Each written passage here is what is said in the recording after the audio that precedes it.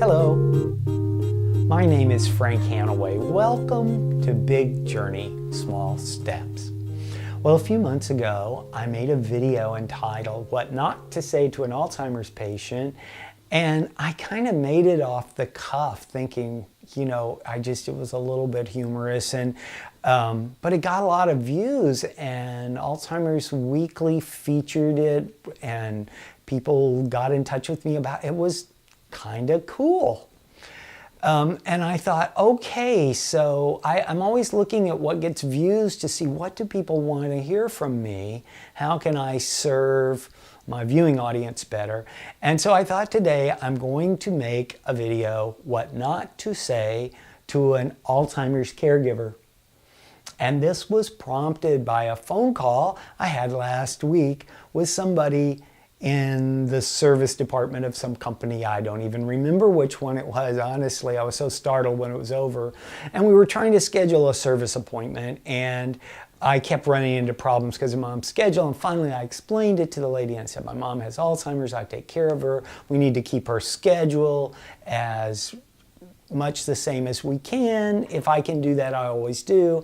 So at the end of the telephone conversation, the woman said, I hope your mom gets better.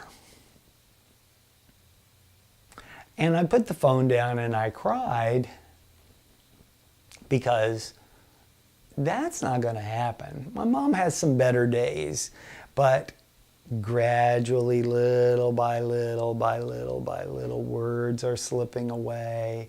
Things happen during performances, all kind of things that tell me, no, Mom is not going to get better.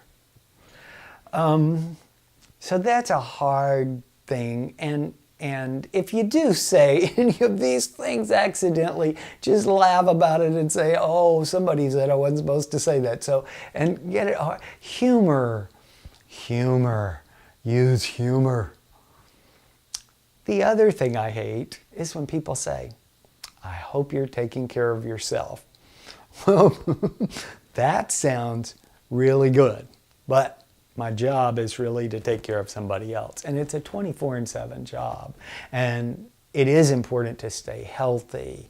But I'm not sitting around whining about poor me. I'm not the one with Alzheimer's. And certainly it's very difficult for me at times.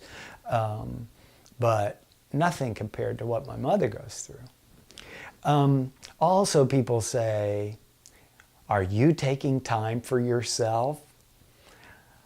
So, and people offer to come stay with Mom and things like that. There are so many things that you need to know to be able to be here with my mother. I mean, it's gotten more and more complicated. It was easier a couple of years ago. I should have done more a couple of years ago, because now it's complicated. And I have a sitter who everything runs very smoothly, and we have some close friends that when they come, that's perfect. And when the housekeeper comes, I can leave for a little while because my mother's hiding somewhere from her, and so forth and so on. So it's just your Alzheimer's caregiver friend or family member is trying to take care of themselves. Sometimes what they need the most is to talk to an adult that's healthy and just have some grown-up conversation that's not about anything too serious. Or maybe they do need to talk to you about serious things. One of the things people say to me that's hard sometimes to answer is, how's your mom doing? Or, how's your loved one doing? I don't know how to answer that. So I just kind of shrug my shoulders, and I think they want some kind of reassurance or something. People care about you, and it's not a worry other people can take on for you. It isn't. They just have to kind of be there for you and let you be who you are. And caretakers will tell you what they need if you ask them. And if you ask them and they say, it's okay to say, "Are you sure?" and then drop it. It's a very complex ecosystem at our house, the way everything works and the timing and everything.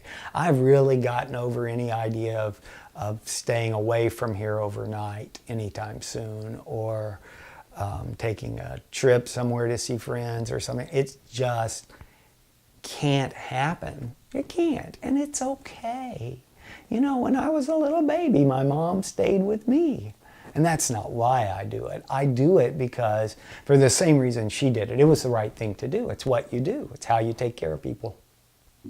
Anyway, I hope maybe this made you laugh or smile or maybe even cry a little bit. But I thank you for spending this time with me. And I wish you peace and joy.